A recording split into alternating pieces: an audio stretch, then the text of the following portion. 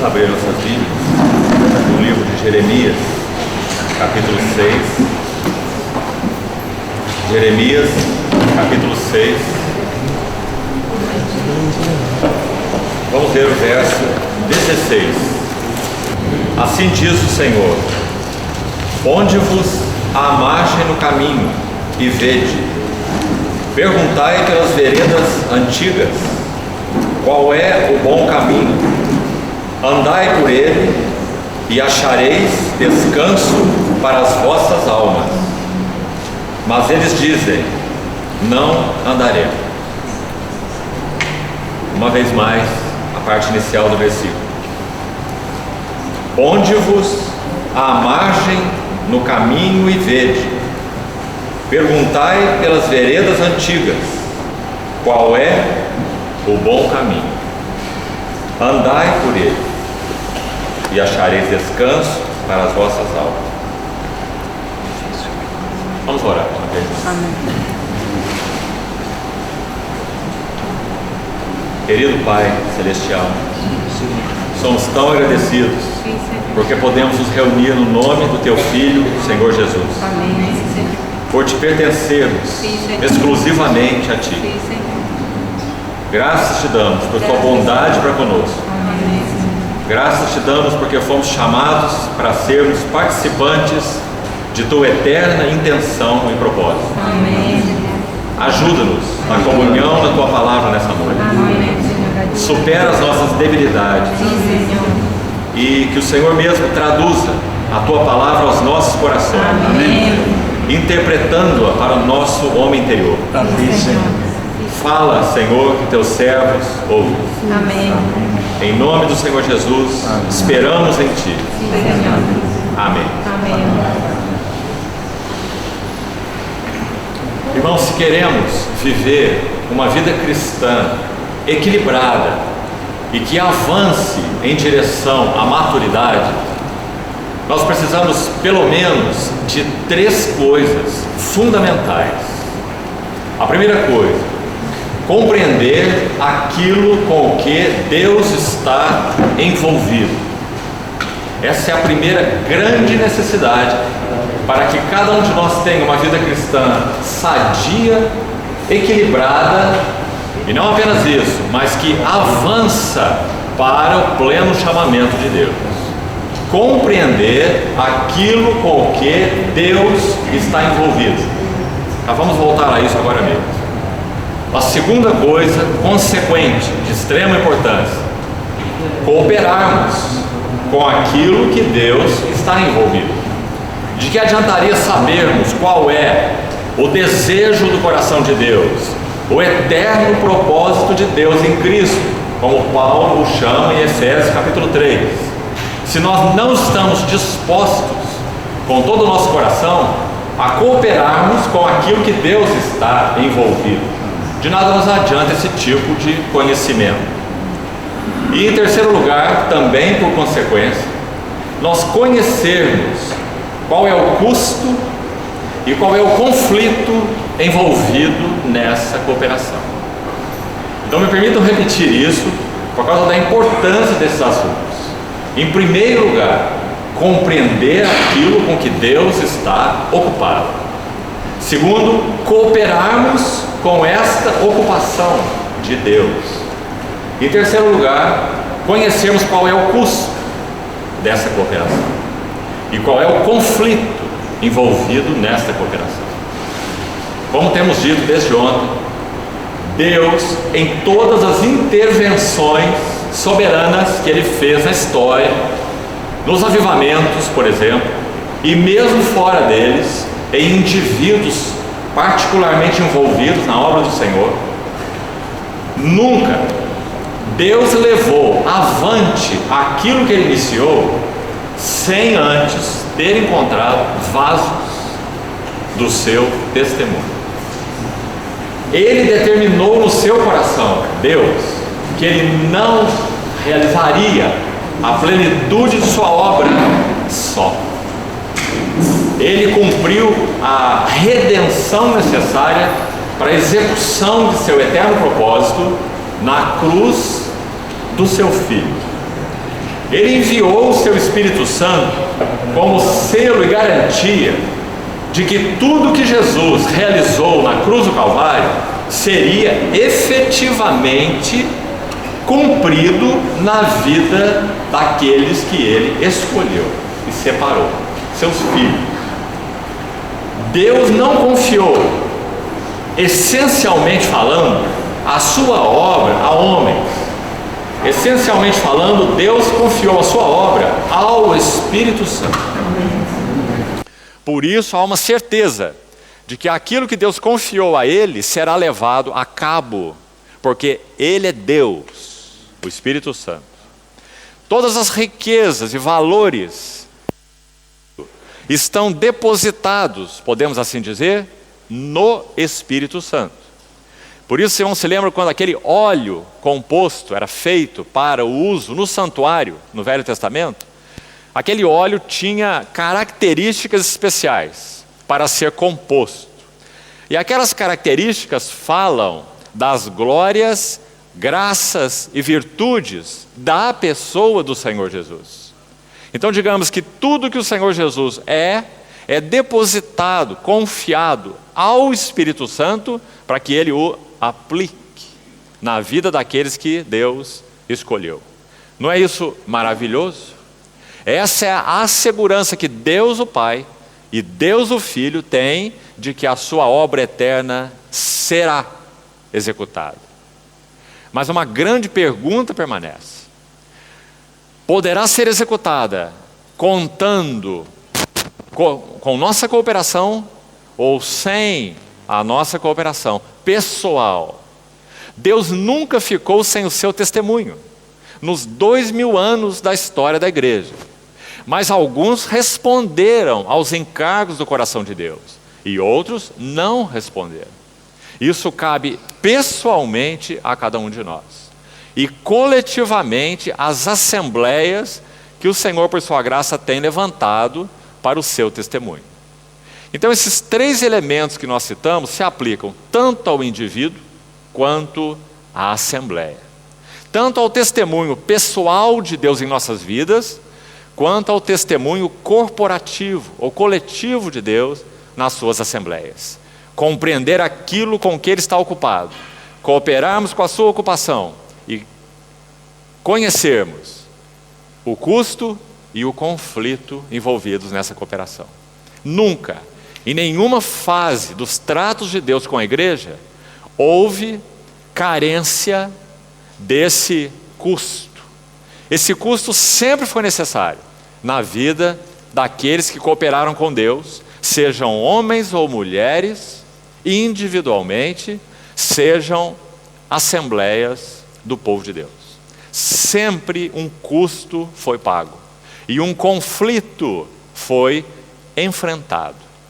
O apóstolo Paulo chega a dizer assim: as armas de nossa milícia não são carnais, mas são poderosas em Deus para destruir fortalezas, anulando sofismas e toda altivez que se levanta contra o conhecimento de Deus, levando todo pensamento cativo à obediência de Cristo.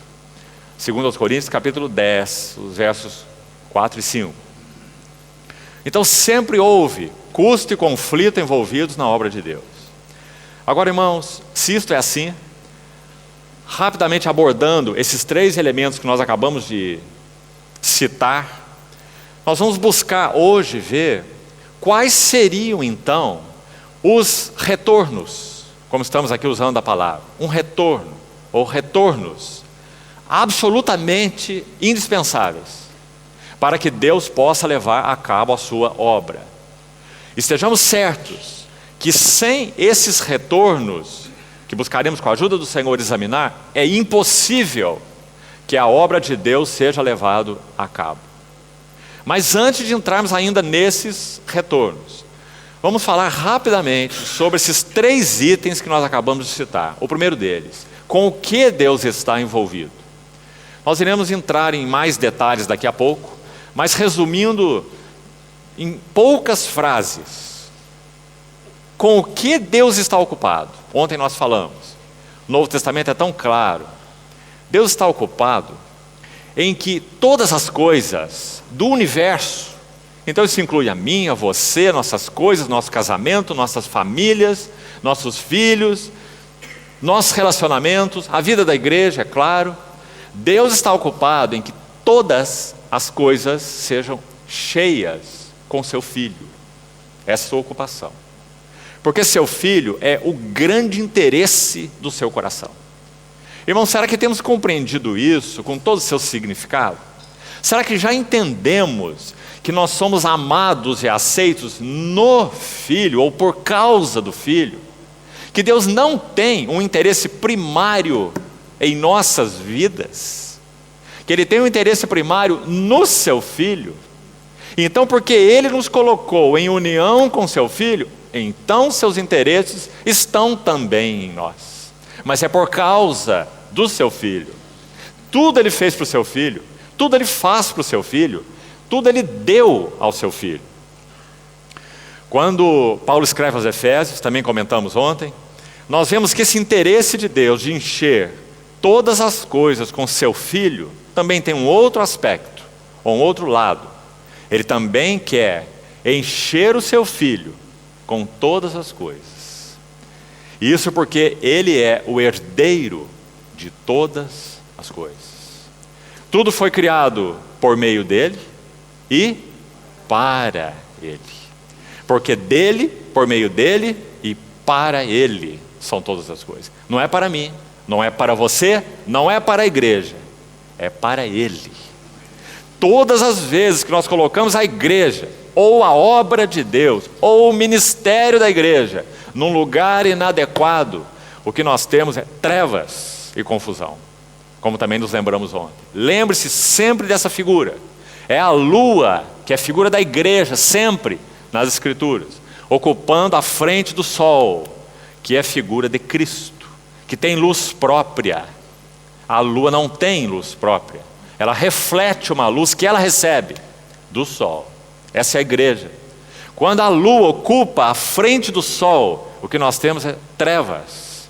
Então a nossa pregação não é a igreja, a nossa pregação não é ministério, a nossa pregação não é unidade. Pense sobre isso. Hoje pela manhã conversávamos com alguns irmãos. Você quer ter problemas com a unidade?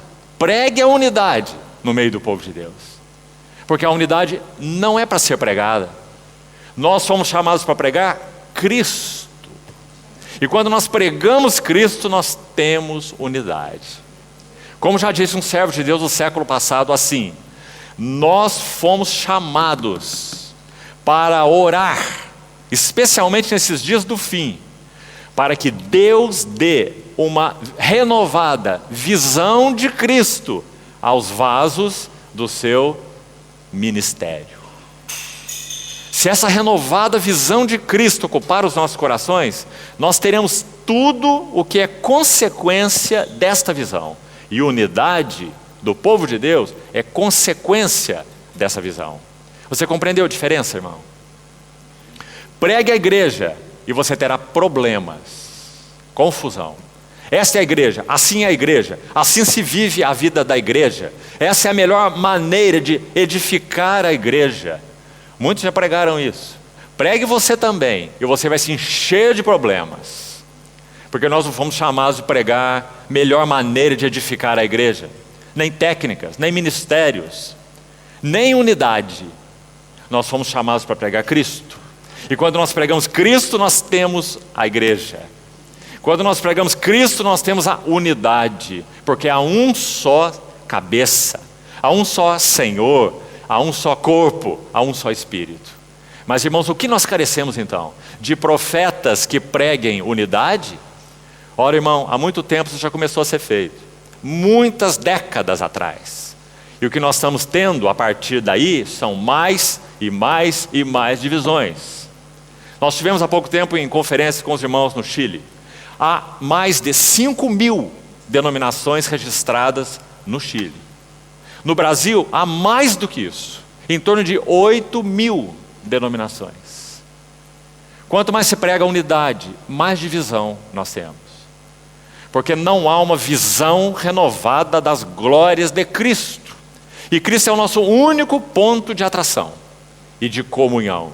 Se a visão de Cristo não for renovada para os nossos corações, se nós não submetermos ao Senhor como cabeça, como nós vamos ter unidade no meio do povo de Deus? E sabe o que acontece?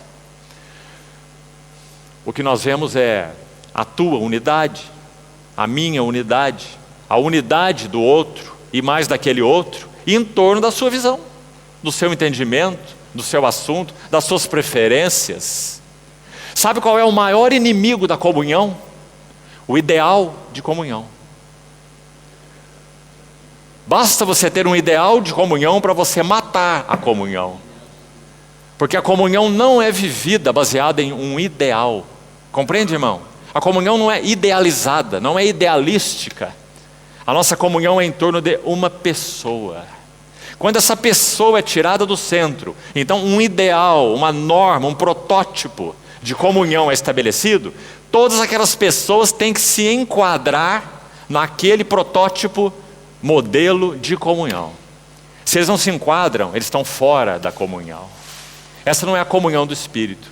Esse é um ideal de comunhão que nós criamos.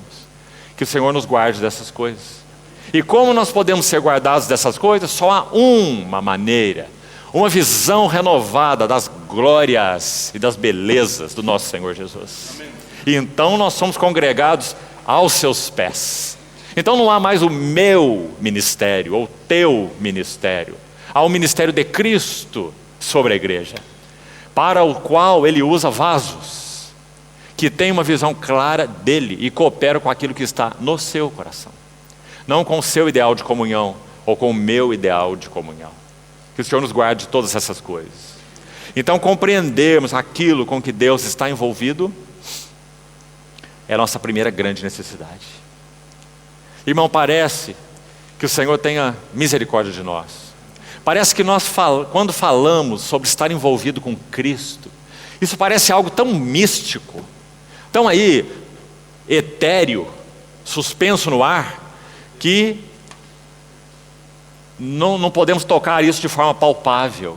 Mas, amados irmãos, quando o Espírito Santo começa a rasgar o véu do nosso entendimento e nós começamos a ver Cristo, o nosso coração se apaixona por Cristo. Não há nada mais que nos interesse. O irmão Ni, Watchman Nee, depois de 20 anos de prisão na China, ele orou ao Senhor já no final de sua vida. E ele disse assim: Senhor amado, eu passaria tudo o que passei de novo, não por causa da tua igreja e nem por causa de tua obra, mas por ti mesmo. Esse é o objetivo do Evangelho. O objetivo do Evangelho é levar-nos a ser e fazer o que Maria de Betânia fez, quando ela quebrou o vaso de alabastro e ungiu a cabeça e os pés do nosso Senhor. O que ela estava dizendo para o Senhor? Quando ela quebra aquele vaso de alabastro, ela está dizendo: Senhor, Tu és para mim o mais precioso. Porque aquele vaso guardava um bálsamo, um perfume, segundo o Evangelho de Marcos, preciosíssimo, diz Marcos, capítulo 14.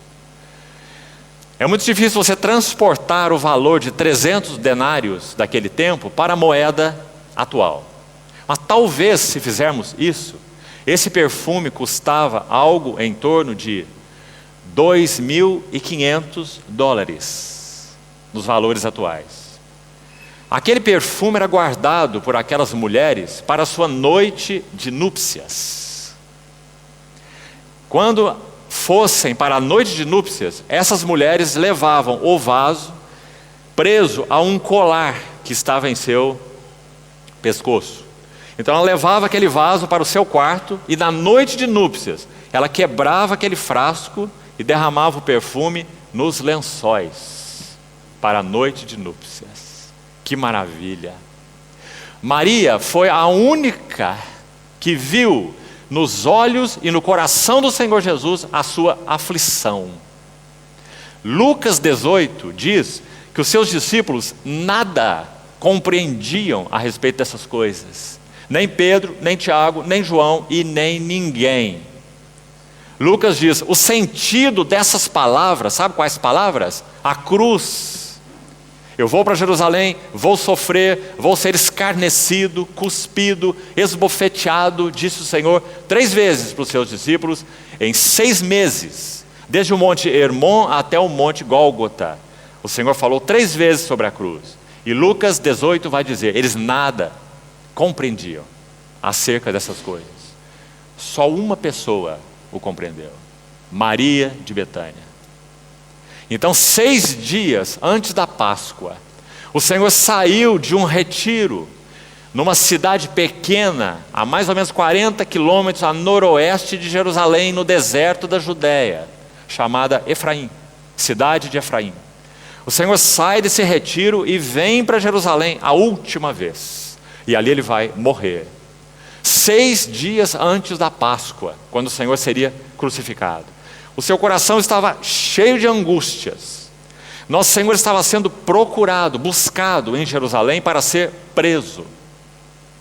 E os discípulos nada compreendiam acerca da cruz e acerca de nada do que concerne ao propósito de Deus. Só pensavam neles mesmos. Tronos, posições, um na tua direita, o outro na tua esquerda. Você se lembra? Só isso era o que ocupava os seus corações e nada mais.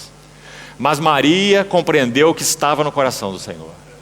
Então 6 dias antes da Páscoa, ali está Maria em Betânia. E o nosso Senhor se apresenta ali no lar de Betânia, porque ele não tinha mais nada em Jerusalém. Os direitos do Senhor Jesus como Senhor eram reconhecidos em Betânia e eram rechaçados em Jerusalém. Então nosso Senhor foi a Betânia, João capítulo 12. E quando ele chega a Betânia, lá está Maria. Maria toma o seu vaso precioso e o quebra. O que ela está dizendo, irmãos, em outras palavras, para o Senhor? Ela está dizendo, meu Senhor, quando tu estiveres morto, não poderás saber o meu amor por ti. Quebrou esse vaso, ungiu a cabeça do Senhor. Tu és a nossa cabeça. Ungiu os pés do Senhor. O que isso significa? Eu sou tua serva. Enxugou os pés do Senhor com seus cabelos. O que isso significa? Senhor, recebe toda a glória.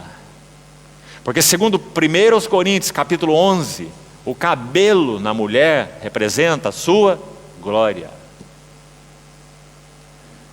Quando Maria enxuga os pés do Senhor com seus cabelos, ela está dizendo, Senhor, eu não tenho glória, tua é a glória, recebe toda a glória, tu és digno de toda a glória. E quando ela unge o Senhor, o que o Senhor disse para os seus discípulos? Ela se antecipou, adiantou-se para o meu sepultamento, porque ela compreendeu as angústias do coração do Senhor. Ah, irmãos amados, não foi por menos então que o Senhor disse assim, onde o Evangelho for pregado em todo o mundo, será relatado o que ela fez para a memória sua. Será que nós compreendemos essa frase do Senhor? O que Ele está dizendo? Ele está dizendo que o objetivo, a meta do Evangelho é levar-nos a nos derramar aos pés do nosso Senhor Jesus. Não é nos fazer funcionários celestiais, empregados de Deus, funcionários da obra do Senhor. O objetivo do Evangelho é levar a cada um de nós a nos derramarmos para aquele que nos ama. Então compreendemos aquilo com que Deus está envolvido. Seu Filho, as glórias do seu Filho, o senhorio do seu Filho, as belezas do seu Filho, as riquezas do seu Filho. Deus é um Deus aficionado. Você tem essa palavra em espanhol? Aficionado. Isso é uma palavra forte. Significa que Deus apenas tem em vista o seu Filho e nada mais. Por que Deus tem a igreja em vista? Por quê? Porque Ele colocou a igreja junto ao seu Filho. Por isso Ele contempla a igreja. Porque a igreja é o corpo do seu Filho, a noiva do seu Filho, o templo do seu Espírito, sua família de muitos filhos, porque ela foi unida ao Filho. Mas nós somos tão egocêntricos, como falamos há poucos dias com alguns irmãos, parece que ontem falamos isso aqui também, não é? Se você tomar uma fotografia de um evento no qual você participou, uma formatura de universidade, por exemplo, quando você olha essa foto, a primeira pessoa que você procura na foto é você mesmo. Não é? Com todos acontece assim. Mas por quê? Por que você não olha o seu professor, os seus colegas? Por que você procura você mesmo? Porque nós somos amantes de nós mesmos. Nós somos apaixonados por nós mesmos. Então, irmãos, essa é a imensidão do trabalho do Espírito Santo em nós. Remover-nos de uma vida autocentrada, autocentralizada. Esse é o trabalho do Espírito Santo. E ele realiza esse trabalho de uma maneira tão maravilhosa. Se nós respondemos a ele. Porque nós podemos dizer, não, Senhor, chega, Senhor, basta, Senhor. Retira tua mão, Senhor. Por isso nós falamos no início, não basta nós compreendermos aquilo com que Deus está envolvido, não basta. Nós precisamos cooperar com aquilo que Deus está envolvido. E nós precisamos conhecer qual é o custo de estar envolvido. Sabe, irmão, hoje, no Brasil, talvez no Paraguai, talvez também no Chile, é muito lindo ser cristão. Popular, maravilhoso. Você é cristão, evangélico, né? Você vai receber todas as honras. Virá um dia em que nós realmente saberemos o que significa ser um cristão. Porque isso envolve um custo e um conflito. E nosso Senhor, por sua graça, Ele já tem colocado as suas duas mãos nessa árvore e balançado essa árvore para que tudo nela que é abalável caia por terra. Nosso Senhor tem abalado a cristandade, o cristianismo. E louvamos o Senhor por vivermos esses dias. Chega de superficialidade. Chega de falta de realidade espiritual. E pela bondade do Senhor, Ele tem trabalhado, convulsionado profundamente nossas vidas e as suas assembleias, para que aquilo que não é abalável permaneça. Então, queridos irmãos, que hora nós estamos vivendo dentro do propósito eterno de Deus? Nos parece ser o último movimento de amor do Senhor em direção à sua igreja. Assim não parece a você, irmão? Você conhece a linguagem do Cantar de los Cantares? Quando o noivo coloca a sua mão na maçaneta, no ferrolho da porta, e então aquela noiva se atrasa, se demora a levantar-se e abrir a porta. Lembra-se? E quando ela abre a porta, o noivo não está mais lá. Mas de alguma maneira o seu perfume, seu olor, já se faz sentir pelas frestas da porta. Assim nos nossos dias. Nosso Senhor está atrás da porta. E esse seu perfume precioso já se faz sentir ao seu povo que tem tido resposta aos seus interesses aqui na terra. Nosso Senhor não tardará. E importa que os nossos corações estejam anelantes pela sua vinda gloriosa, com um maranata real nos nossos corações. Se nós estamos amarrados a coisas, amarrados a pessoas, com as nossas raízes se enterrando cada vez mais no mundo e nas coisas do mundo, não adianta nós cantarmos maranata e nem falarmos maranata. Esse maranata não significa nada. Que o Senhor nos conceda um maranata real nos nossos corações. Maranata daqueles que não amam ao mundo. Maranata daqueles que não vivem mais para si mesmos. Quando Paulo escreve em 2 Coríntios capítulo 5, ele diz que o Senhor Jesus morreu, naquele versículo, 2 Coríntios 5, 14 e 15. Paulo diz assim: um morreu por todos, logo todos morreram. E ele morreu por todos, para que os que vivem não vivam mais para si mesmos. Veja onde o apóstolo Paulo nesse texto aplica a morte do Senhor Jesus. Aí ele não está dizendo ele morreu para perdoar pecados. Nesse texto não, em outros sim. Aí não diz que ele morreu para nos justificar. Aí diz que ele morreu para nos livrar de nós mesmos. Para que os que vivem não vivam mais para si mesmos. Ontem comentamos Atos, Hechos 20 e 24. Em nada considero minha vida preciosa para mim mesmo, contanto que eu complete a minha carreira e o serviço que recebi do Senhor Jesus, para testemunhar, vaso do testemunho, testemunho de Deus. É isso com que Deus está ocupado, e é isso com que nós devemos estar ocupados. Então, vamos passar para alguns itens que entendemos, amados irmãos, estudando as Escrituras, serem absolutamente indispensáveis para nós podermos cooperar com aquilo que Deus está ocupado. Então vamos passar por alguns deles. O primeiro, visão espiritual. Querido irmão, irmã, visão espiritual não é uma opção em nossas vidas cristãs. Visão espiritual é uma absoluta necessidade. Não há nenhum substituto para a visão espiritual. Nenhum outro substituto. Se nós estivermos envolvidos com qualquer coisa que não esteja recebendo o nosso envolvimento, a partir dessa visão celestial, nós estamos equivocados nos interesses de Deus.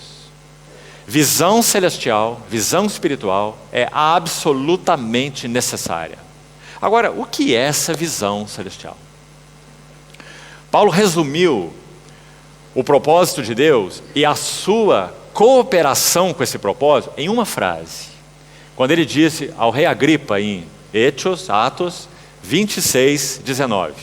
Quando ele diz: pelo que, ó rei Agripa, eu não fui desobediente à visão celestial. Paulo resume tudo aquilo que ele viu em Cristo com essa palavra visão celestial. E se você estudar a sua Bíblia, o Novo Testamento, cuidadosamente, você vai ver que essa visão celestial tem 3 aspectos principais. Aquilo que Paulo viu, aquilo que Pedro viu, aquilo que João viu. Em particular, esses 3 vasos do testemunho. O que Paulo viu? Paulo viu que a casa de Deus, a igreja, era o corpo de Cristo. Essa é a ênfase de Paulo. Ele viu as glórias de Cristo de uma maneira imensa. Veja o que ele escreve em Colossenses, capítulo 1, a partir do verso 13. Não há nenhum texto, nenhuma passagem no Novo Testamento que seja tão ampla a respeito dessas glórias de Cristo como Colossenses capítulo 1. Ele é a imagem do Deus invisível, o primogênito de toda a criação. Lembra-se? Nele foram criadas todas as coisas, nos céus, na terra, visíveis, invisíveis, tronos, soberanias, principados, potestades. Tudo foi feito por meio dele, para ele, nele tudo subsiste. Ele é o primogênito de toda a criação, ele é o primogênito dentre os mortos. Quantas glórias do Senhor Jesus, não é assim? Então Paulo viu com clareza as riquezas, as belezas, as glórias do Senhor Jesus, e o seu coração, no seu coração, ele disse assim: eu prossigo para o alvo, as coisas que para trás ficam, deixo para trás, e avanço para as que diante de mim estão. Prossigo para o alvo, para o prêmio da soberana vocação de Deus em Cristo Jesus. Irmãos, como precisamos de visão celestial, visão das glórias de Cristo, visão das Escrituras segundo Cristo. E no que concerne a igreja, Paulo particularmente, não unicamente, mas particularmente, Paulo viu a igreja como corpo de Cristo. Pedro viu a igreja como a casa espiritual de Deus. Paulo, o corpo de Cristo. Pedro, o templo, a casa espiritual de Deus. E João, a família de Deus. Essa é a ênfase de cada um deles. Compreendeu? Sobre a igreja. Então, quando essas 3 visões, coloquemos assim, são postas juntas, nós temos uma visão celestial. Cristo e a igreja. Cristo é a cabeça, a igreja é o corpo. Isso é Paulo. Pedro diz: Deus busca uma casa espiritual, um templo espiritual, e para isso ele reúne pedras vivas, para serem edificadas juntas, para que então nós não tenhamos o que Jeremias disse nas suas lamentações, quando o templo e a cidade de Jerusalém foram destruídas. Jeremias lamenta dizendo assim: as pedras do santuário estão espalhadas, esparcidas pelas esquinas de todas as ruas, espalhadas, compreende? Jeremias lamentava por isso. Essa é a realidade dos nossos dias. Deus não tem interesse apenas em pedras vivas, em pessoas que foram regeneradas, salvas. Ele quer edificar-nos juntos como um templo espiritual, para que então o Espírito Santo tenha uma casa onde ele possa expressar as riquezas de Cristo. Juntamente estáis sendo edificados para a habitação de Deus no Espírito. Parece que os irmãos aqui, pelo menos em Cidade de Leste, têm estudado Efésios, não é assim? Pois isso é Efésios 2, 22. Estamos juntamente sendo edificados para a habitação de Deus no Espírito. Então essa foi a visão de Pedro, em primeiro lugar. 1 Pedro capítulo 2. Vós mesmos, como pedras que vivem, sois edificados casa espiritual, para seres um sacerdócio santo, para oferecer de sacrifícios espirituais agradáveis a Deus por meio de Jesus Cristo. Então essa foi a visão central de Pedro e de João.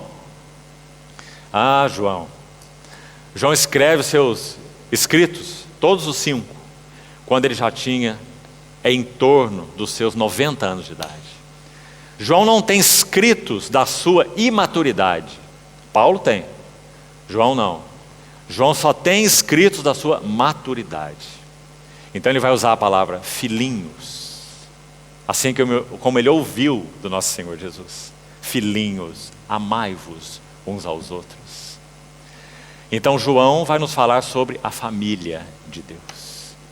E ele vai dizer que Deus está interessado, ocupado, involucrado em ter muitos filhos semelhantes ao seu filho, para que o seu filho possa olhar para esses filhos e ver a sua face refletida na deles, o primogênito entre muitos irmãos.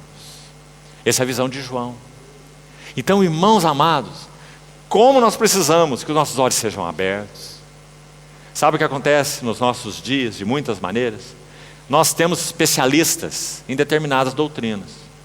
Então esse prega escatologia, esse outro aqui prega eclesiologia, esse outro aqui prega sobre espírito, pneumatologia, como se fossem especialistas, fracionando, fragmentando essa visão celestial. Nós fomos chamados para anunciar todo o conselho de Deus. Paulo disse isso em Atos, Hechos, uma vez mais, capítulo 20. Não deixamos de vos anunciar todo o conselho de Deus. Ele disse isso aos anciãos de Éfeso, quando os chamou para aquela comunhão.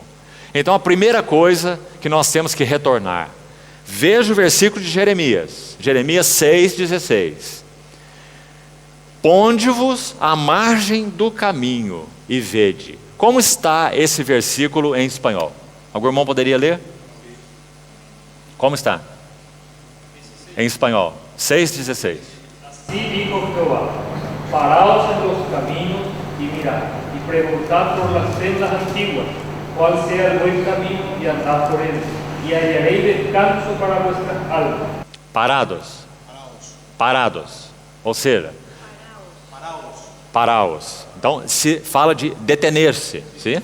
Então, e se colocar à margem do caminho. Por quê?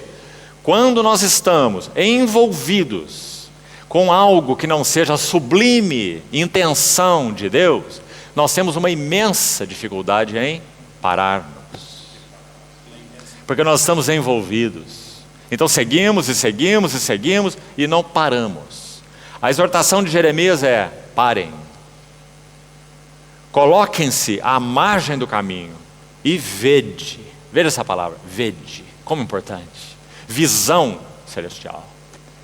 Vede, Senhor, abre os nossos olhos. Irmãos, nosso Senhor, quando falava por parábolas, ensinando seus discípulos, Ele disse algo tão maravilhoso. Mateus capítulo 13, nosso Senhor disse assim: bem-aventurados são os vossos olhos, porque veem, os vossos ouvidos, porque ouvem. Mas não só isso, Ele disse: muitos profetas e justos desejaram ver o que vedes e não viram, desejaram ouvir o que ouvis, mas não ouviram. Sabe quem está incluído aí?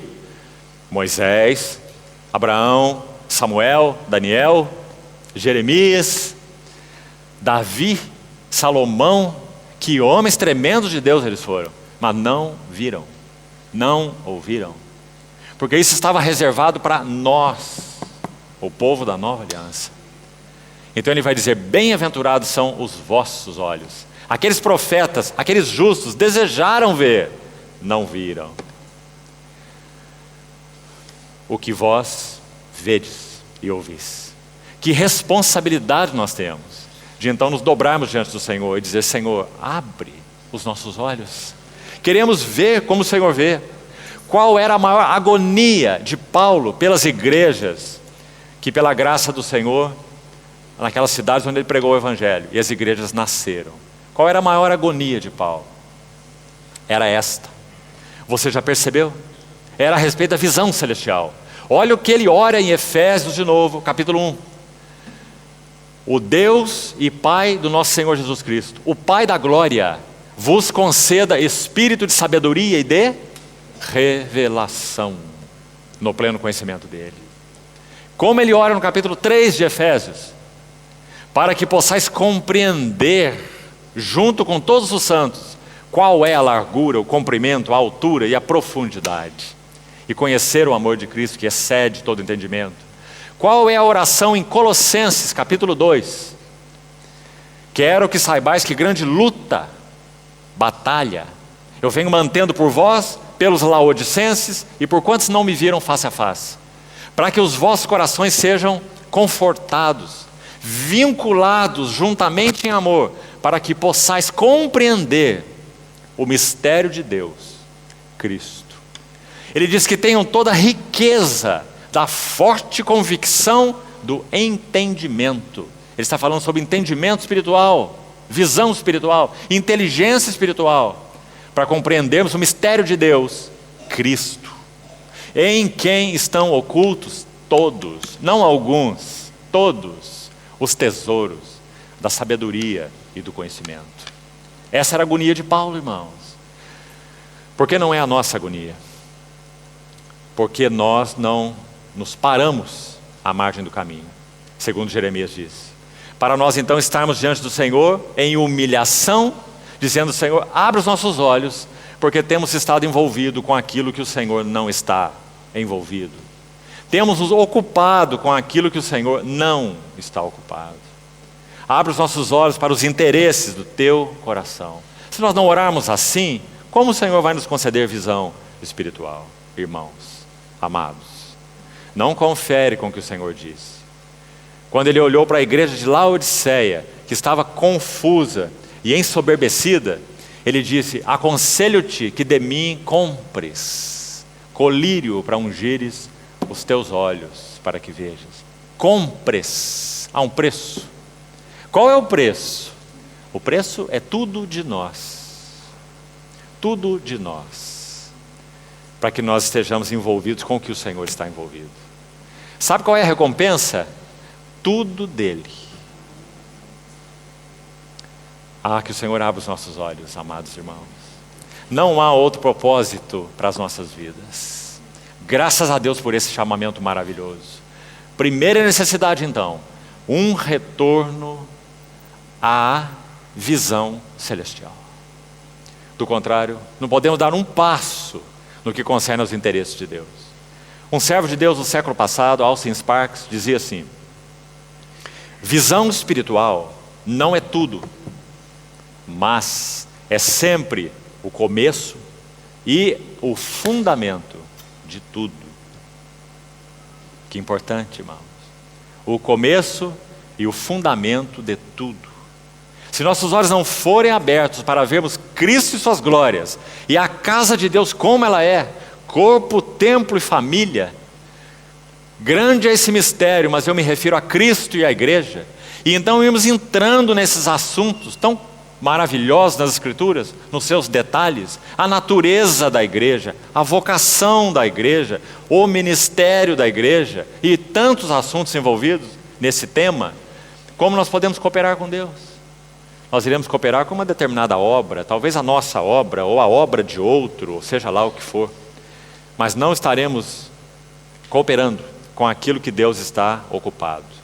Então o primeiro retorno, um retorno ao que a Bíblia chama de a visão celestial. Não é a tua visão, não é a minha visão, é a visão celestial, que nós tentamos resumir aqui com os elementos que acabamos de mencionar. Segunda coisa importante, indispensável, um retorno às Escrituras sagradas. E aqui nós vamos precisar gastar algum tempo, que o Senhor nos ajude. Em primeiro lugar, nada o Espírito Santo pode fazer sem a Bíblia. Nada o Espírito Santo pode fazer sem as Escrituras. Deixe-me fazer um resumo rápido de história para os irmãos. Escute bem. Até o século XVI, 1517, Lutero pregou as 95 teses nas portas de Wittenberg. Você se lembra? 95 teses de Lutero. E aquilo deflagrou a chamada Reforma. Mas 200 anos antes, o Senhor já havia levantado John Wycliffe. Já ouviu falar nele? John Wycliffe. Ele nasceu em 1320 e ele partiu para o Senhor em 1386 e 84, com 64 anos. Século XIV, início do século XIV. Como Deus levantou esse vaso do testemunho? Qual era o seu interesse? E lembra que nós estamos falando de idade das trevas. Até o século XVI com a Reforma. A Bíblia não estava nas mãos do povo de Deus. A Bíblia estava trancada, fechada, cerrada, em mosteiros, em monastérios. Não estava na mão do povo de Deus. Uma Bíblia fechada significa trevas. Então, em 1320, nasceu John Wycliffe. Ele era um professor de teologia em Oxford, na Inglaterra. Qual foi a maior obra da sua vida? Ele traduziu a Bíblia do latim para o inglês. O grande interesse de John Wycliffe foi as Escrituras. A partir desse retorno à Bíblia, às Escrituras, toda a reforma, chamada Reforma Protestante do século XVI, ocorreu. Sem John Wycliffe, e um outro que vamos comentar agora mesmo, posterior a ele, não haveria nenhuma reforma protestante. Então o Senhor levantou o Wycliffe com a carga das Sagradas Escrituras. O que ele viu? Ele viu que a autoridade das Escrituras é absoluta. E no seu tempo, a autoridade da igreja é que era absoluta. E a autoridade dos papas é que eram absolutas. Então John Wycliffe se levantou com a sua carga pela palavra de Deus.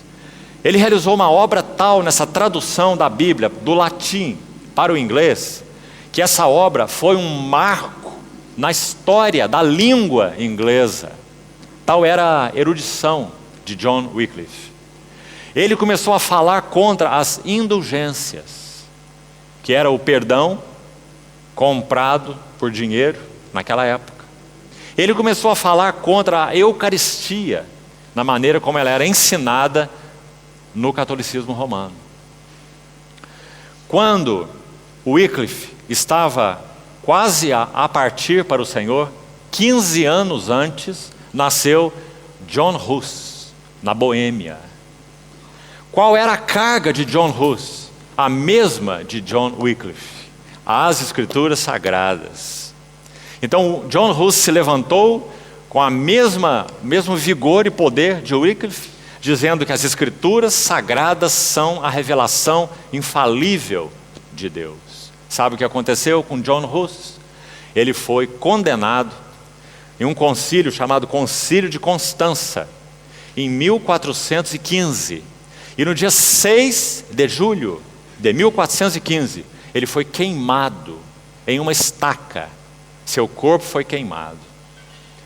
Antes de ser queimado, 6 bispos tiraram as roupas de Wycliffe e tomaram uma capa de Hus, tomaram uma capa com figuras do demônio e tomavam essa capa e batiam na cabeça de John Hus, esta capa com figuras do demônio, e encomendaram a alma de Hus ao diabo no concílio de Constança.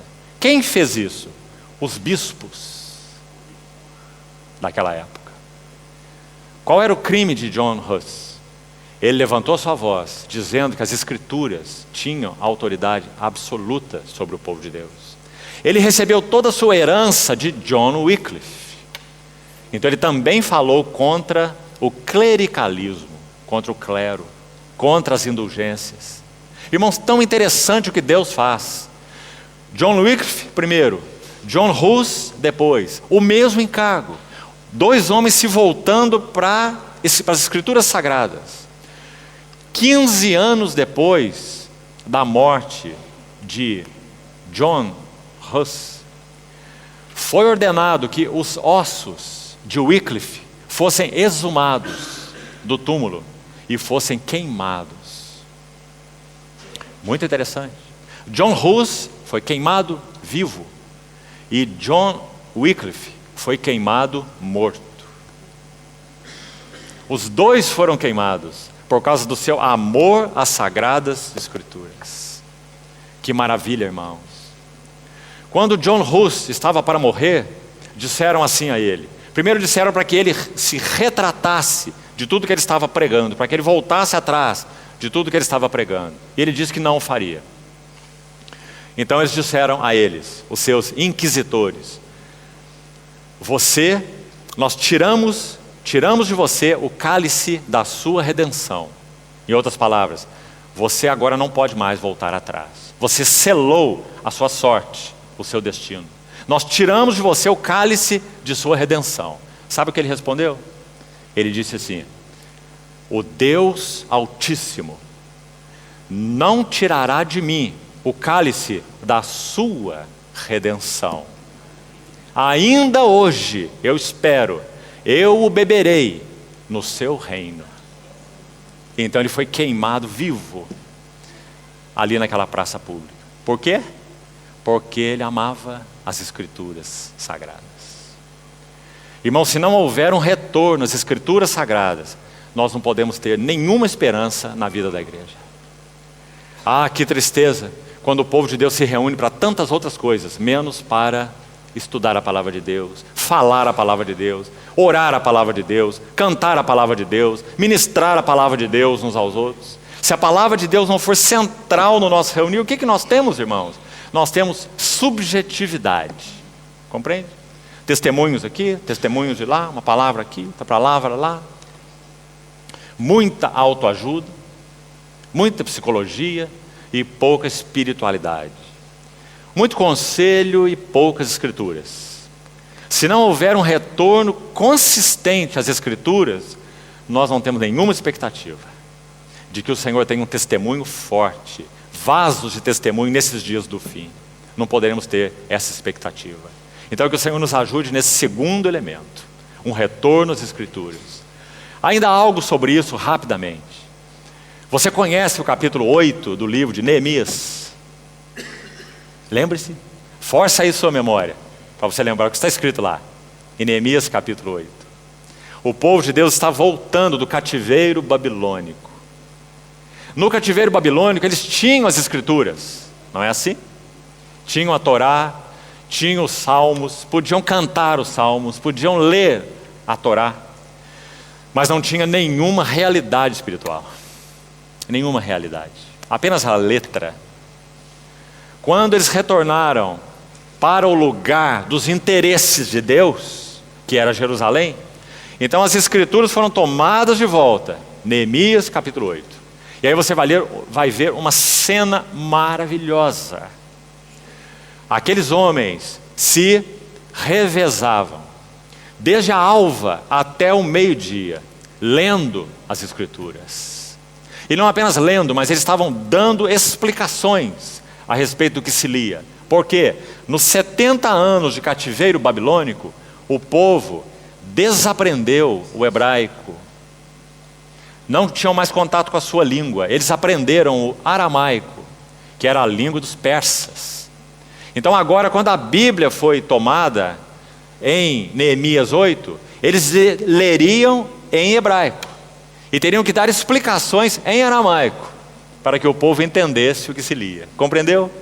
Parece que nós estamos vivendo os mesmos dias. Parece que as escrituras hoje para nós estão fechadas. Você lê em espanhol, eu leio em português, mas se o Espírito Santo não nos der as explicações, a Bíblia é um livro cerrado, fechado para todos nós. A não ser que o Espírito Santo nos dê as explicações, nos revele Cristo.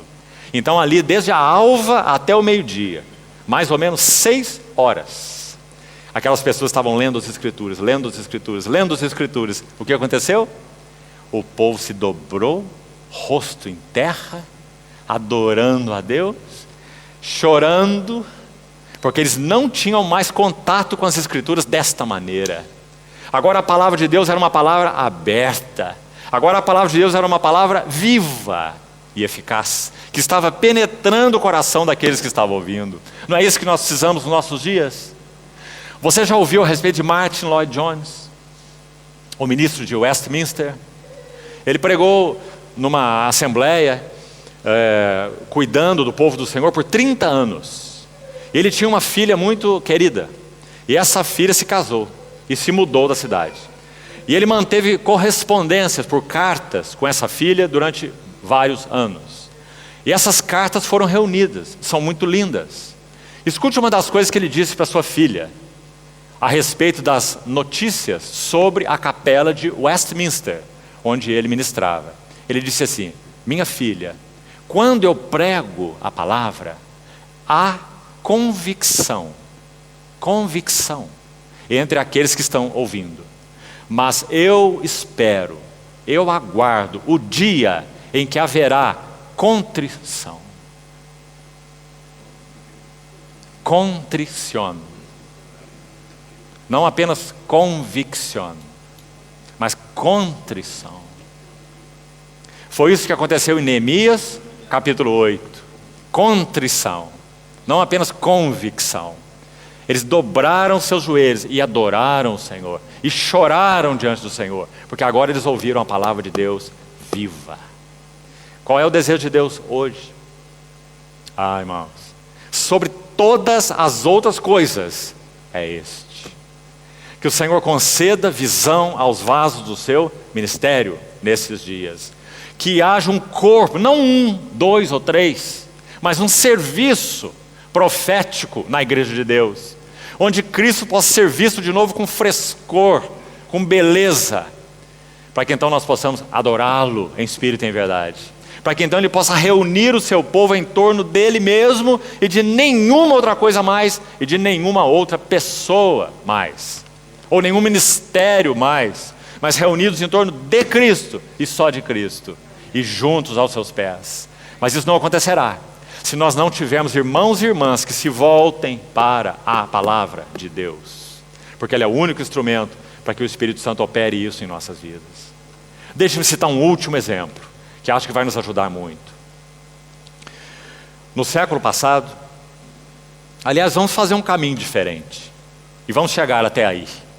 Nós estamos falando sobre Wycliffe, no século XIV, nós estamos falando sobre Hus, século XV, ele foi martirizado em 1415, no dia 6 de julho, e quando ele estava, segundo a história, a tradição, quando ele estava sendo queimado, sabe o que John Hus disse?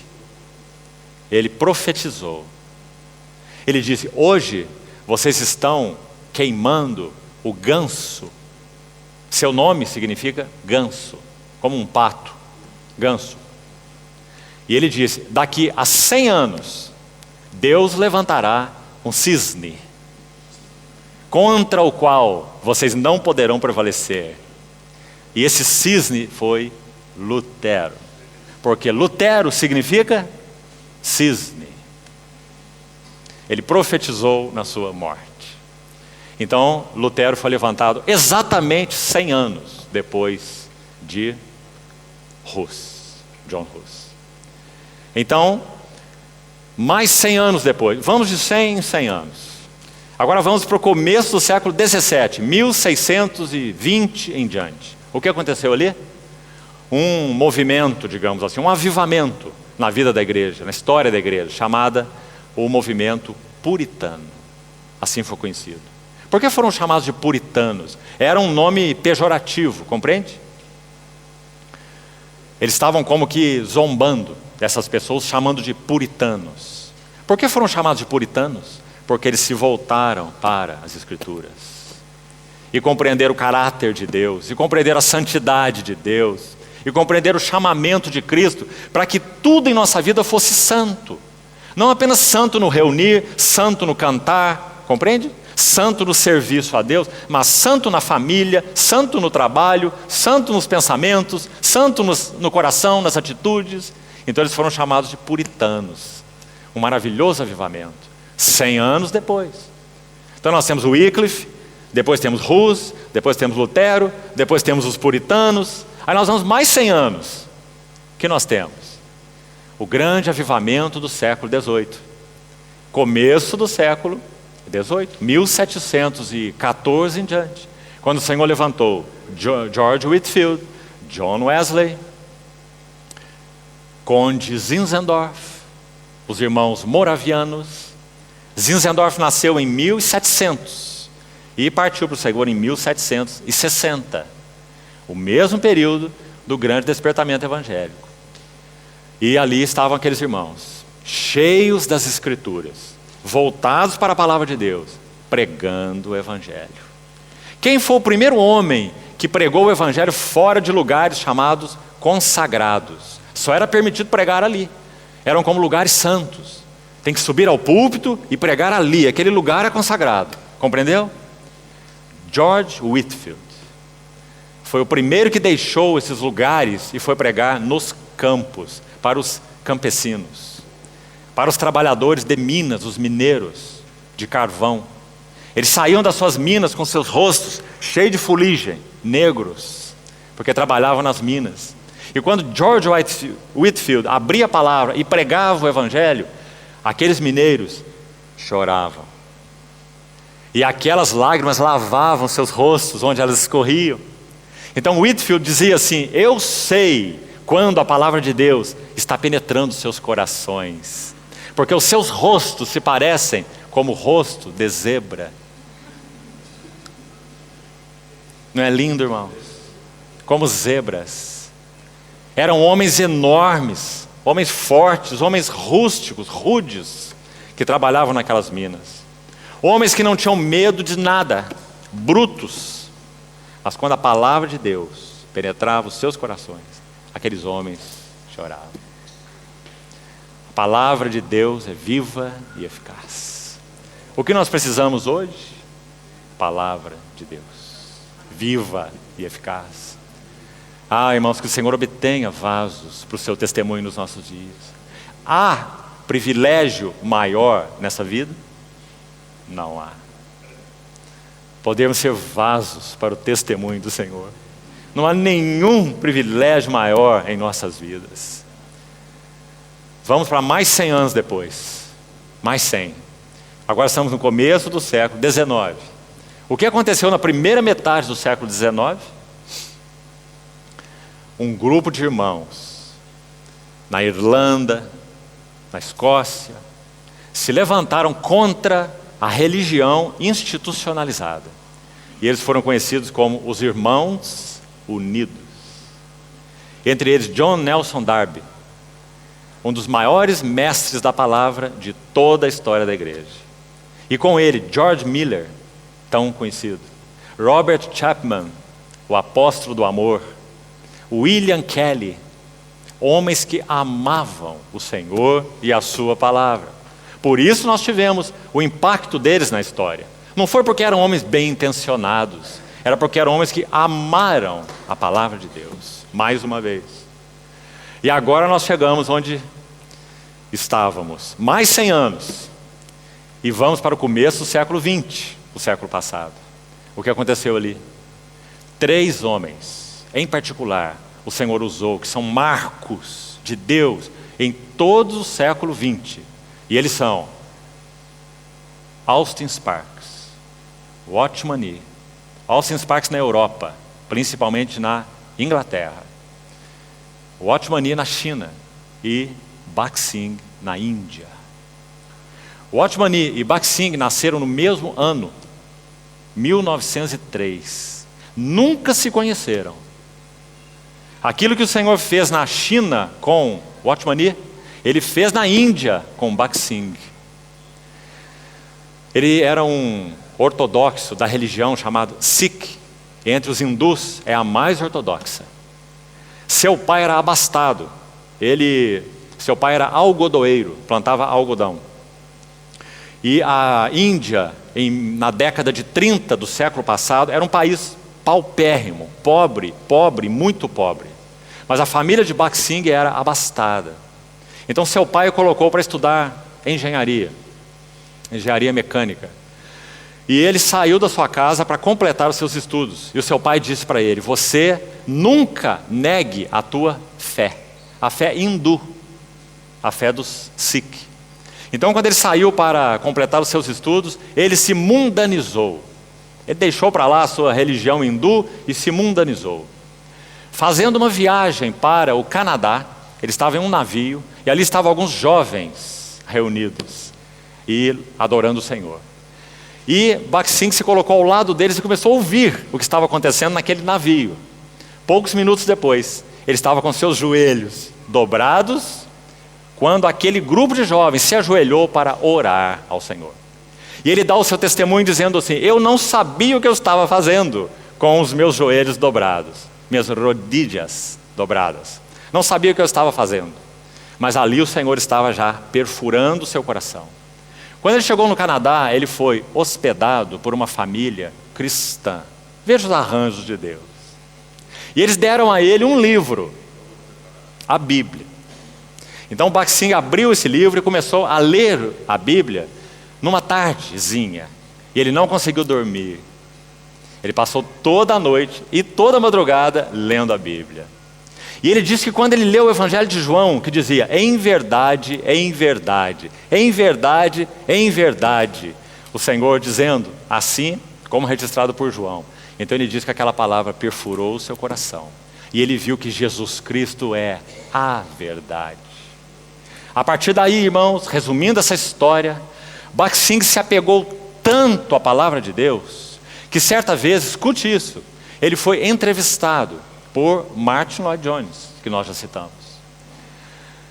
E Lloyd-Jones ficou tão impressionado com Bakht Singh e perguntou assim para ele: mas como você pôde obter tal conhecimento das Escrituras?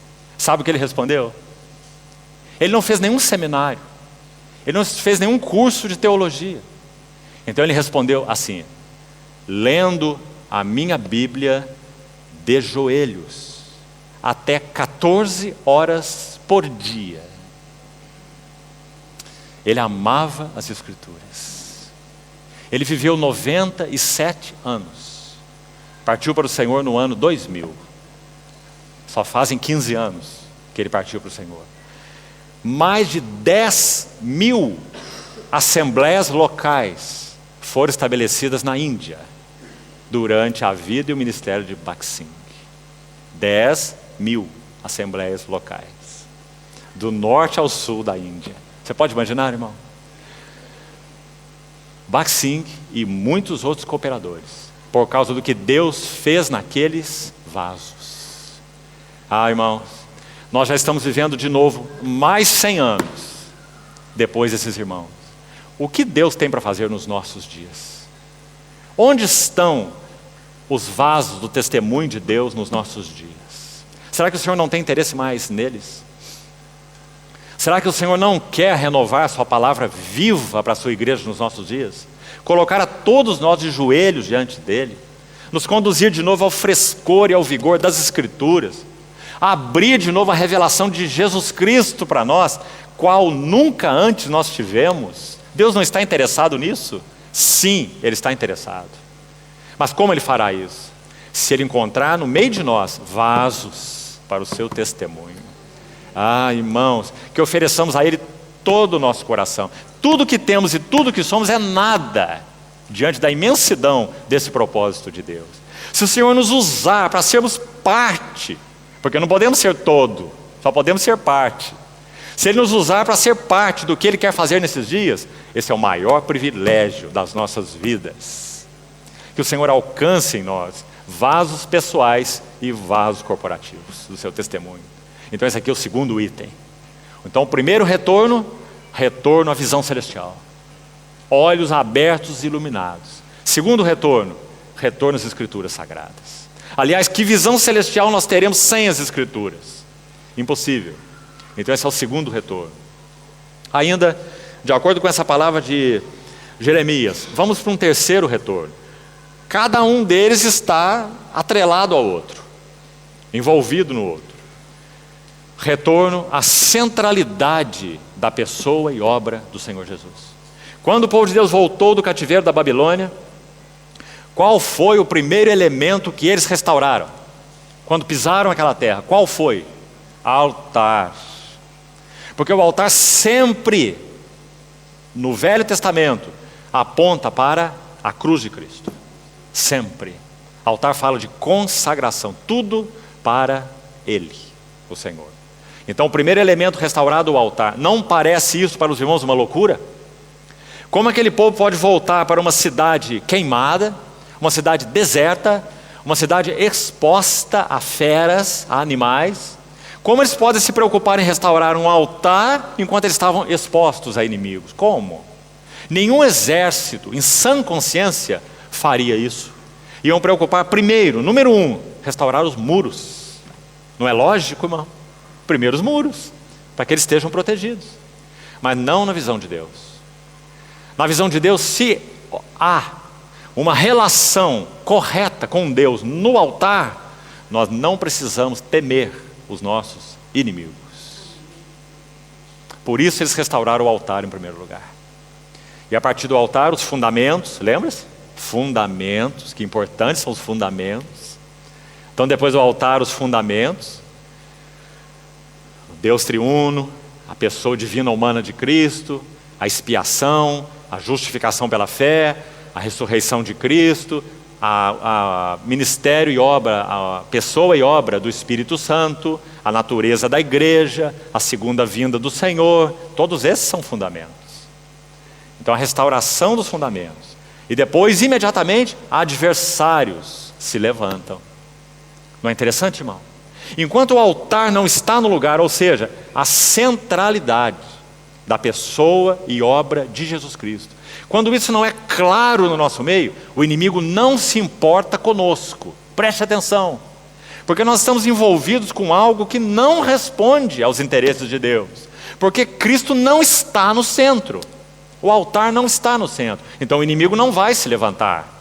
Mas quando o altar é colocado no centro, a pessoa e obra de Cristo de novo é trazida à luz aos nossos corações. E então fundamentos começam a ser lançados. Aí o inimigo se levanta. Então o inimigo se levanta. Porque agora algo que conta, que tem valor para Deus, está sendo realizado. Então o inimigo vai se levantar. E isso é Esdras, capítulo 4. Os inimigos se levantam. E a obra de Deus cessa. Para. Até que o Senhor levanta vasos do testemunho. Ageu, Zacarias. Ageu, Zacarias. Com a palavra profética. Então a obra é retomada. E o templo de Deus é completado. Eles não esperaram o decreto do rei. eles agiram, atuaram antes do decreto do rei, por causa da palavra de Ageu e Zacarias. Mais uma vez, os vasos do testemunho. Ministério profético, tão necessário, irmãos, antes que nosso Senhor venha, para que o vigor da igreja seja recuperado.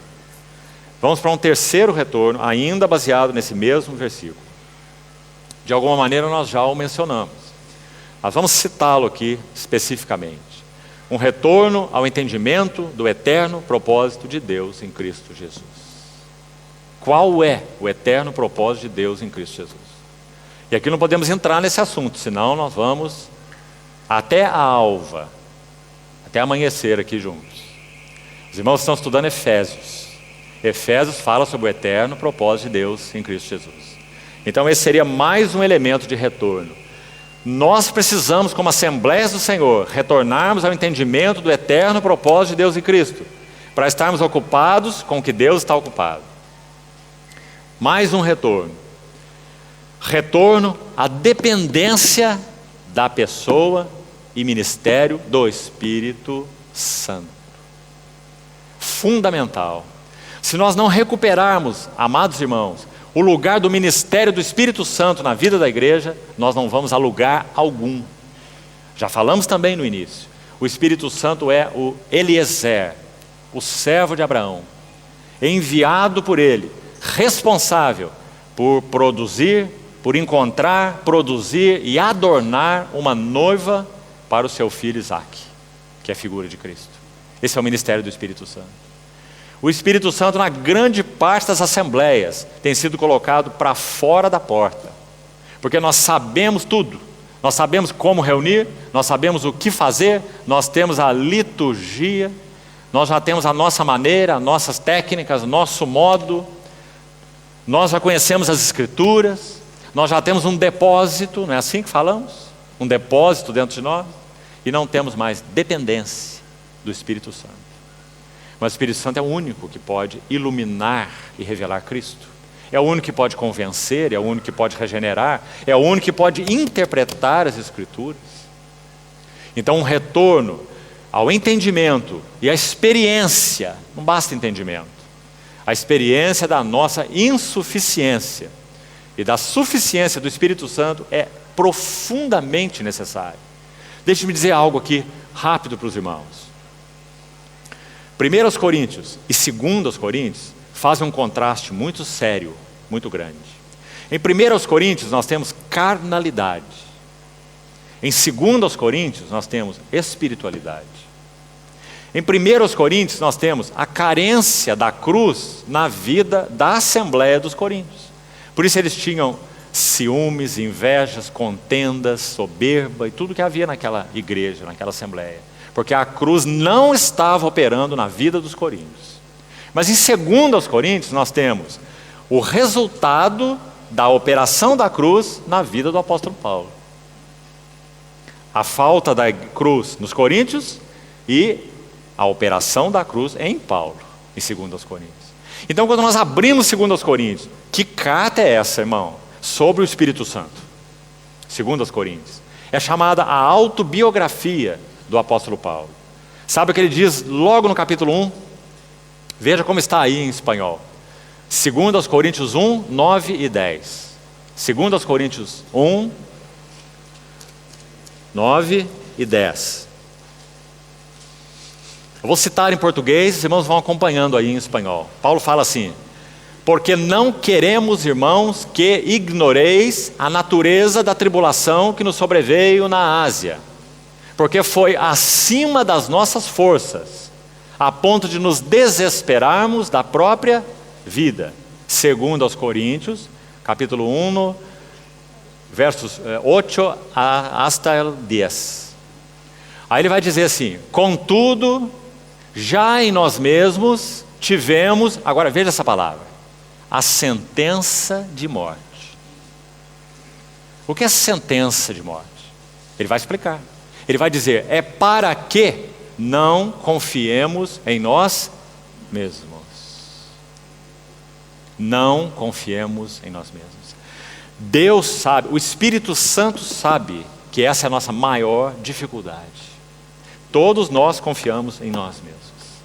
Confiamos em nosso depósito, confiamos em nossa experiência, confiamos em tudo que já falamos, em nossa liturgia, naquilo que temos recebido, confiamos em nossas práticas, naquilo que temos praticado, e quebramos a nossa dependência do Espírito Santo. Então nós perdemos realidade espiritual. Nós continuamos fazendo as mesmas coisas e perdemos a realidade espiritual. Infelizmente, essa é a história de todos os avivamentos. Eles começam com aquela realidade de Deus, aquele cálice que estava vazio, aquela copa, agora é cheia com vinho, avivamento. Mas os anos vão se passando e o vinho vai se escoando. E agora a copa permanece vazia, sem nada. A primeira geração recebeu a revelação com poder. A primeira geração, com realidade. A segunda geração recebe apenas uma tradição. Aquilo que nossos pais falaram, aquilo que nossos pais fizeram, mas eles próprios não têm realidade espiritual. Não conhecem o custo, não conhecem o conflito, não receberam a revelação que os seus pais receberam. Então, na segunda geração, nós temos tradição. Na primeira há uma poderosa revelação, mas na segunda, tradição. Essa é a história dos avivamentos. Que o Senhor nos guarde, irmãos, de tradições, por quebrarmos a nossa dependência do Espírito Santo. Então Paulo vai dizer, recebemos uma sentença de morte, para que não confiemos em nós mesmos. Aí nós vamos para o capítulo 3, de 2 Coríntios. Abra aí, 2 Coríntios 3. Veja o que ele vai dizer. É o capítulo que mais menciona o Espírito Santo em 2 Coríntios. É o capítulo 3. Sabe o que ele diz lá? Vocês são cartas de Cristo, produzidas pelo nosso ministério. Leia aí, 2 Coríntios 3, de 1 a 3. Ele vai chamá-los de cartas vivas, cartas de Cristo. Agora escute uma expressão linda que ele diz aí. Ele está dizendo que essas cartas de Cristo são produzidas, são engendradas pelo ministério do Espírito Santo. Em outras palavras, o Espírito Santo foi enviado para reproduzir a biografia de Cristo nas nossas vidas. Isso não é maravilhoso, irmãos? O Espírito Santo é tão aficionado por Jesus Cristo, que sabe o que ele quer? Ele quer muitos iguais a ele. Reproduzir na nossa história, na nossa biografia, a história daquele que ele foi enviado para glorificar, Cristo. O Espírito Santo não descansará enquanto Cristo não for formado nas nossas vidas. Meus filhinhos, pelos quais sofro dores de parto, até que Cristo seja formado em vós. Graças a Deus. Então Paulo está dizendo, o Espírito Santo é que escreve as cartas de Cristo. Graças ao Senhor. Sabe o que ele fala no verso 5? Veja aí, esse capítulo 3. Não que nós por nós mesmos sejamos, 5 e 6, sejamos capazes de pensar alguma coisa como se partisse de nós. Porém, a nossa suficiência vem de Deus, que nos habilitou para sermos ministros de uma nova aliança. Como que ele nos habilitou? Espírito Santo, mais uma vez. Então, irmãos, o que é necessário para nós conhecermos a suficiência do Espírito Santo? Sabe como 2 Coríntios responde? Cruz, operando em nossas vidas. Ontem nós vemos o Salmo 66. Tu, Senhor, nos provaste, tu nos acrisolaste, tu nos fizeste cair na armadilha, os homens cavalgaram sobre as nossas cabeças, passamos pelo fogo e pela água, essa é a obra da cruz em nossas vidas. Mas afinal, nos trouxeste para um lugar espaçoso, riquíssimo. Então, por que o Senhor ordena sobre nossas vidas sentença de morte? Para que não confiemos em nós mesmos. Para que conheçamos o ministério do Espírito Santo, habilitador, necessário, irmãos. A carta de 2 Coríntios, já estamos concluindo, ela começa com a sentença de morte, capítulo 1.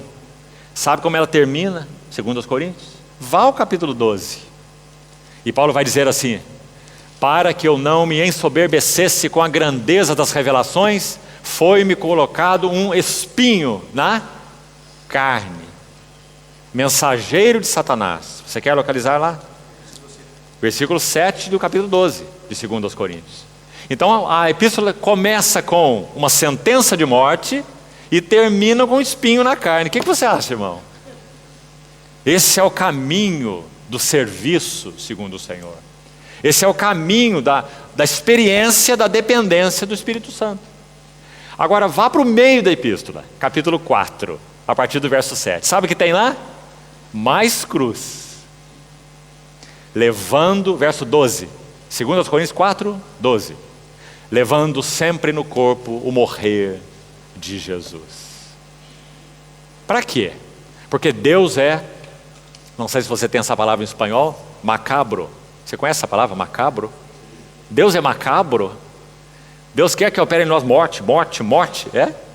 Levando sempre no corpo o morrer de Jesus. Para quê? Tem um propósito, irmão, tem uma finalidade. Não é macabro, mórbido. Para que a vida de Jesus se manifeste do nosso corpo mortal. Porque nós estamos tão cheios de nós mesmos, nós temos tanta escória em nós, que não há outra maneira da vida de Jesus se manifestar em nós.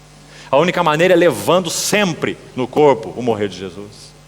Sabe como é uma das maneiras que Deus providencia o seu morrer para nós tomarmos e carregarmos? Olha os versos anteriores.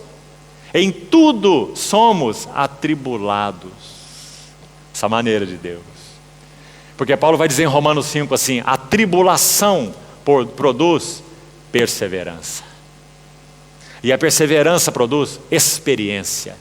A palavra no original ali é aprovação. E a experiência, esperança. E depois da esperança, o que mais? O amor de Deus é derramado em nossos corações. Não é linda essa sequência? Tribulação, perseverança, experiência, esperança, amor. O amor de Deus derramado nos nossos corações. Então, essa é a epístola de 2 Coríntios. Como nós vamos experimentar a dependência do Espírito Santo? Nós vamos falar sobre o Espírito Santo. Nós vamos orar, vem Espírito Santo, ajuda-nos Espírito Santo, interpreta as Escrituras para nós, ó Espírito Santo. E isso não vai adiantar de nada, a não ser que nós conheçamos o caminho da cruz. E nós nos submetamos, nos sujeitemos a esse trabalho da cruz nas nossas vidas. Então nós vamos conhecer o que é não confiar em nós mesmos. Deixe-me citar um exemplo para os irmãos muito lindo, de novo de George Whitefield. Talvez você já tenha lido ou ouvido como ele partiu para o Senhor. Você sabe como? Ele estava pregando o Evangelho incansavelmente. Ele tinha apenas 54 anos de idade e ele já partiu para o Senhor. Então ele foi convidado para pregar o Evangelho em uma determinada localidade. E ele teria que viajar o dia todo sobre lombo de animal. Então ele tomou o seu animal e viajou todo aquele dia. Ele ainda não havia chegado na localidade onde ele iria pregar, compreendeu? Mas ele teve que fazer um descanso, um pernoite, um pouso. Então ele parou em uma pousada. Quando ele chegou nessa pousada, adivinha o que ele encontrou lá? Uma multidão esperando para ouvir a palavra de Deus. Ele não esperava isso, mas era assim que acontecia frequentemente. Então ele chegou nessa pousada, aquela multidão estava lá. E ele disse a eles que ele estava muito esgotado, cansado, sem condições de pregar a eles. Depois de todo um dia viajando no lombo de talvez um cavalo, um animal. Então ele toma o seu castiçal, onde se coloca as velas. Sabe o que é? Toma aquela vela e ele acende aquela vela e ele começa a subir a escaleira para ir ao seu aposento, ao seu dormitório. Não podia pregar, cansado, esgotado. E quando ele subia essa escaleira, ele parou no meio da escaleira. Então ele se voltou para trás, viu aquelas pessoas e começou a pregar o Evangelho.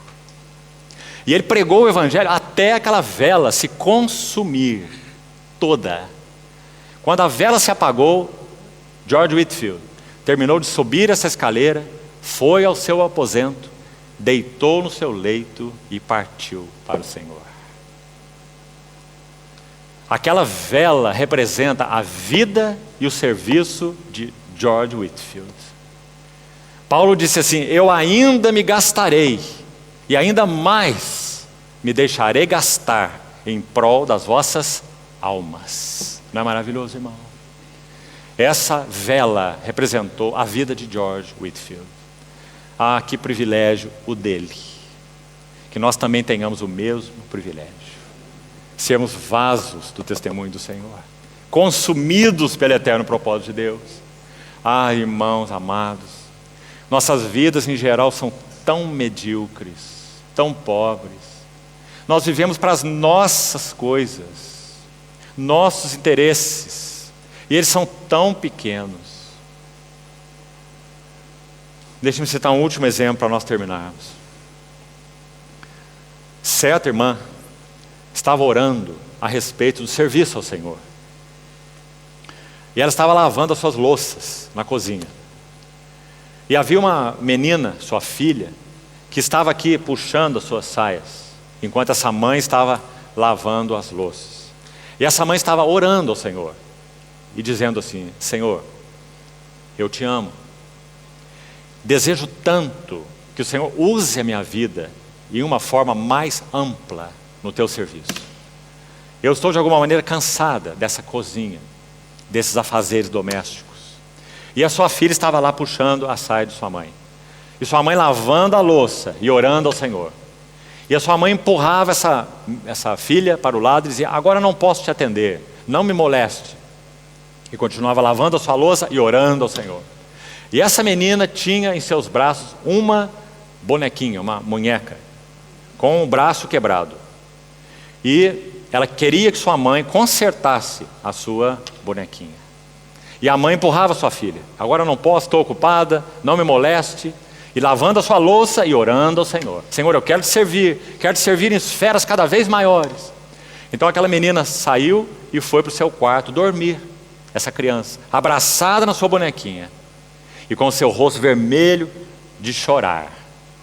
Quando a mãe terminou de lavar essa louça, foi procurar a sua filha.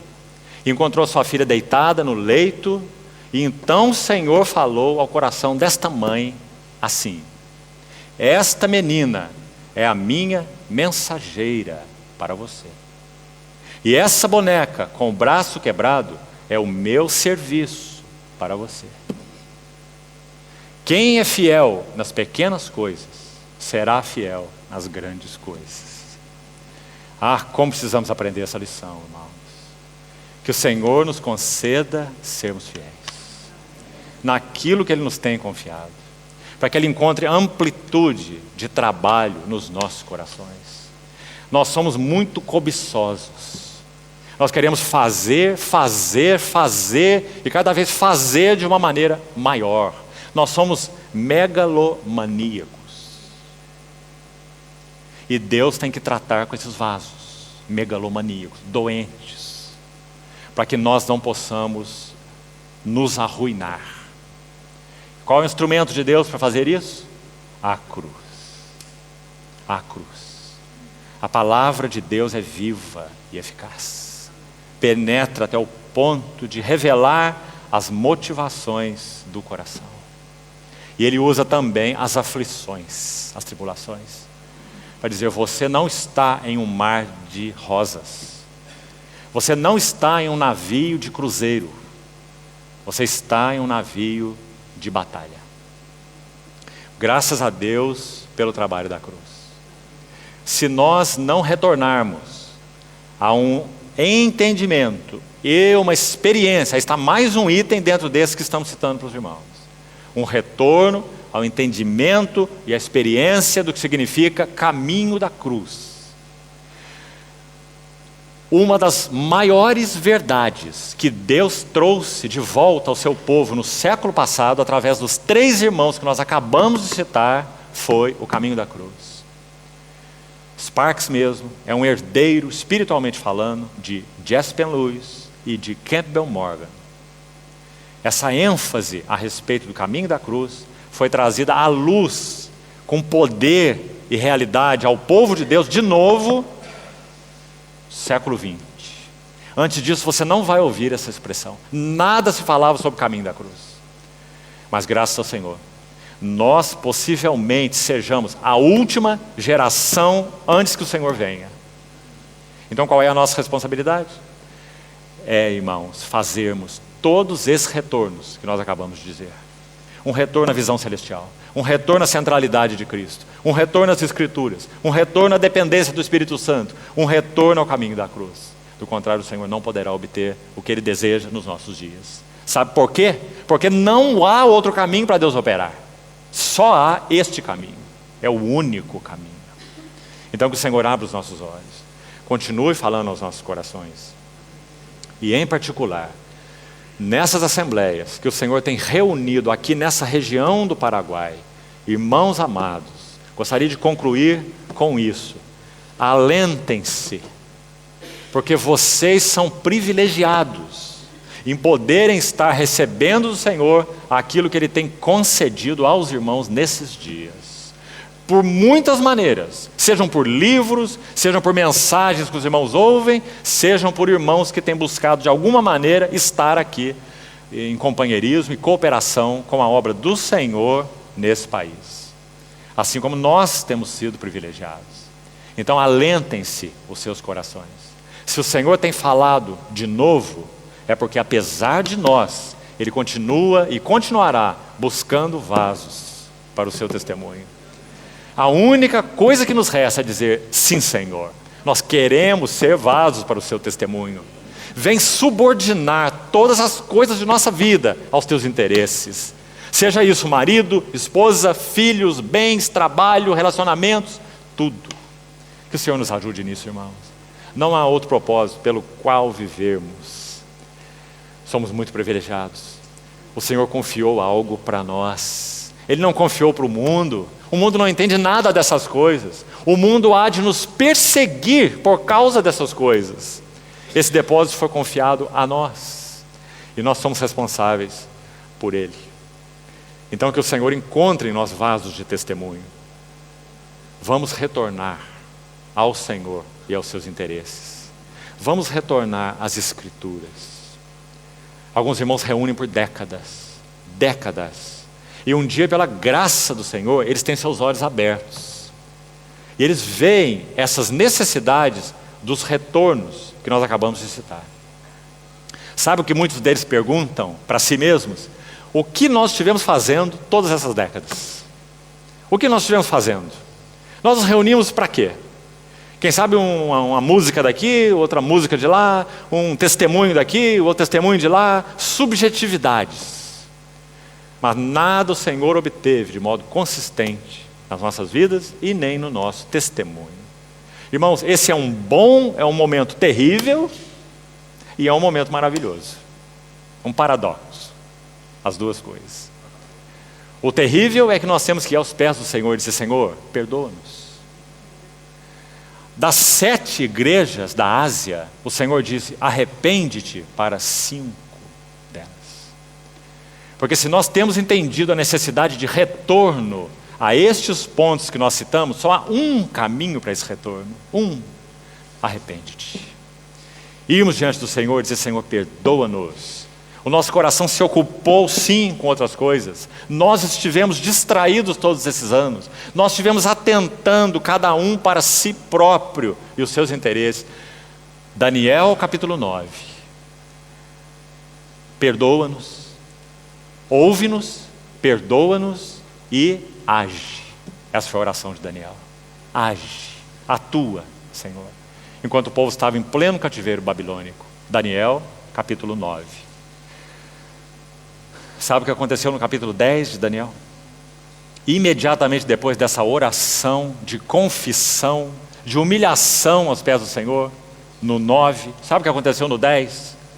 Visão espiritual. Ele viu aquele homem cingido de linho, vestido de linho e cingido com ouro puro de Ufaz. Então ele cai aos seus pés como morto. E ele vai dizer, ó Senhor, por causa da visão, me sobrevieram dolores. Que interessante, irmão.